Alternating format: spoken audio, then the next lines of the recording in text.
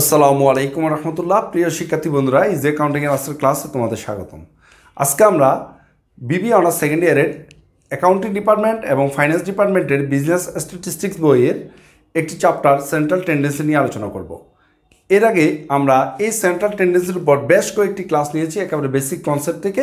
তো প্রত্যেকটা ক্লাসই আমাদের জন্য গুরুত্বপূর্ণ, কারণ হচ্ছে আমরা প্রত্যেকটা ক্লাসে নতুন নতুন কিছু কনসেপ্ট শেয়ার করতেছি। তো এই ক্লাসটি মূলত আমরা কম্বাইন্ড মিনের উপর করেছি। এর আগেও আমরা একটা কম্বাইন্ড মিনের ক্লাস আলোচনা করেছি। আজকে আমরা একটা এনইউর ম্যাথ সমাধান করব। আশা করি শুরু থেকে শেষ পর্যন্ত যদি তোমরা দেখো এই ম্যাথ থেকে তোমরা উপকৃত হতে পারবা। আমাদের ক্লাসগুলো তোমাদের কেমন লাগে তা অবশ্যই আমাদেরকে কমেন্ট বক্সে জানাবা। যদি ভালো লাগে তাহলে আমরা পরবর্তীতে তোমাদের জন্য আরও নতুন নতুন ক্লাস তৈরি করবো ইনশাআল্লাহ। তো এখন আমরা আজকে যে ম্যাথটি সমাধান করব সেই ম্যাথটি আমরা একটু স্ক্রিনে দেখে নেই এবং প্রথমে কোয়েশ্চেনটা পড়ে আমরা বুঝে নিই।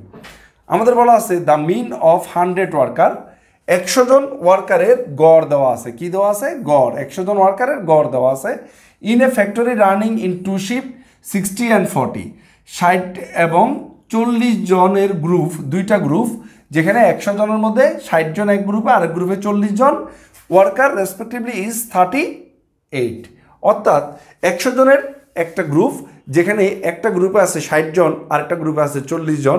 এই দুই গ্রুপের টোটাল গড় হচ্ছে কত? আমাদের 38। তাহলে এখন আমরা একটু দেখে নিই এগুলো আসলে কিসের মান দেওয়া আছে আমাদের। এই যে 100 জন, এই 100 জনের মান হচ্ছে N1 প্লাস N2, আর এই 60 জন হচ্ছে N1, আর এই 40 জন আছে না, এটা হচ্ছে কি N2, আর এই যে 38 জন একসাথে দুইটা গ্রুপের গড়, এটা হচ্ছে মূলত x/12। তার মানে এখানে তারা অনেকগুলো মান দিয়ে দিছে। তো N1 আর N2 দুইটা যোগ করলে 100 জন হয়। তাহলে এই 100 জনের কোনো কাজ নাই, আমরা মূলত 60 আর 40 নিয়ে কাজ করব। এই 100 জন নিয়ে তোমাদের কোনো চিন্তা করতে হবে না। এবার আমরা দেখি তারপর কি বলা আছে। তারপর বলা আছে the mean wages of 60 worker working in a morning shift is 40। অর্থাৎ 60 জন যারা আছে, 60 জনের গ্রুপ, ওরা কাজ করে মর্নিং শিফটে। আর ওই মর্নিং শিফট যারা কাজ করে তাদের গড় হচ্ছে কত? 40। তাদের গড় 40। তার মানে এখানে যারা x/1 হচ্ছে আমাদের 40, এটা হচ্ছে x/1। যেহেতু আমরা এটাকে N1 ধরেছি, এই 60 জন, তাহলে এই 60 জন যেহেতু N1, ওদের যে গড় সেটা আমরা ধরবো x/1। আমাদের বলছে find out the mean wages of working evening shift. অর্থাৎ ওই যে 40 জন আছে না N2, এই 40 জন যে গড়ে মজুরি পায় সেই গড়ের মজুরিটা ইভিনিং শিফটে যারা পায় তাদেরটা কত। তার মানে এখানে আমাদের দুইটা শিফট, একটা হচ্ছে মর্নিং শিফট, একটা হচ্ছে ইভিনিং শিফট। মর্নিং শিফটে যারা কাজ করে তাদের সংখ্যা হচ্ছে 60 জন, তারা গড় মজুরি পায় হচ্ছে আমাদের কত? 40।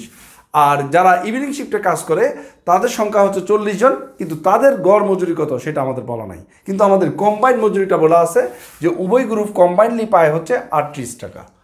এখন আমরা এখান থেকে কি করব, যে সেকেন্ড গ্রুপের মানে x/2টা বের করব। তা প্রথমে আমরা দেখি এখানে কি কি দেওয়া আছে। আমি তোমাদের দেখাইছি, এখানে লেখা আছে, দেখো আমি একটু দেখাই তোমাদের। গিভেন কম্বাইন্ড মিন দেওয়া আছে 38, এই দেখো কম্বাইন্ড মিন 38 দেওয়া আছে x/12। তারপর আমাদের বলা আছে number of worker in morning shift. Morning shift আসছিল কয়জন? 60 জন। এরপর আমাদের ইভিনিং শিফট আসছিল 40 জন। মর্নিং শিফটের যে x/1 সেটা হচ্ছে কত? 40, কোয়েশ্চেনে দেওয়া ছিল। আর আমাদের জিজ্ঞেস করছে যে ইভিনিং শিফটে যারা কাজ করে ওদের মিন কত, ওদের মিন কত।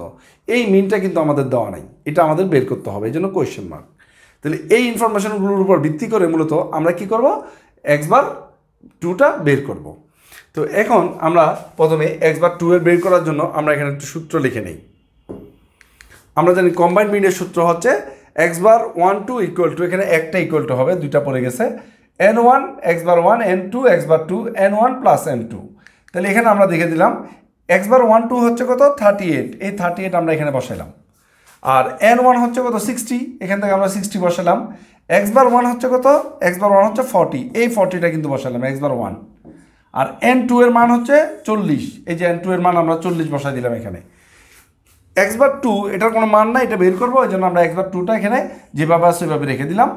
N1 প্লাস N2 এই জায়গায় আমরা 100 বসাতে পারি বা 60 এবং 40 যোগ করে বসাতে পারি, কোনো সমস্যা নাই। এবার আমরা যদি ক্যালকুলেশনে যাই তাহলে আমরা দেখতে পাই এখানে দেখো এই যে 60 এবং 40 দুটা যদি গুণ করি তাহলে 2400, আর 40-এর সাথে যদি x/2 আমরা গুণ করে দিই তাহলে 40 x/2, আর 60 এবং 40 যোগ করলে হয় 100। এবার আমরা আর গুণন করব, 100-র সাথে 3800 যদি গুণ করি তাহলে 38 যদি গুণ করি 3800 আর 24 প্লাস 40 x/2। এখন আমরা এখান থেকে এই যে 2400 এটাকে এই পাশে নিয়ে আসলাম, এই পাশে আসলে কী হবে, যে মাইনাস হয়ে যাবে। তাহলে মাইনাস হলে কত থাকে, 3800 থেকে 2400 গেলে থাকে 1400। তাহলে 40 x/2 সমান সমান 1400। এবার আমরা লিখতে পারি x/2 সমান সমান কত, 1400 ভাগ 40। তাহলে কত আসে ক্যালকুলেশন করলে 35। তার মানে এখানে আমরা দেখতে পেলাম যারা ইভিনিং শিফটে কাজ করে যে 40 জন, ওই ইভিনিং শিফটের গড় মজুরি হচ্ছে কত, 35, আর মর্নিং শিফটের গড় মজুরি হচ্ছে 40, আর টোটাল 2 জনের কম্বাইন্ড গড় মজুরি হচ্ছে 38।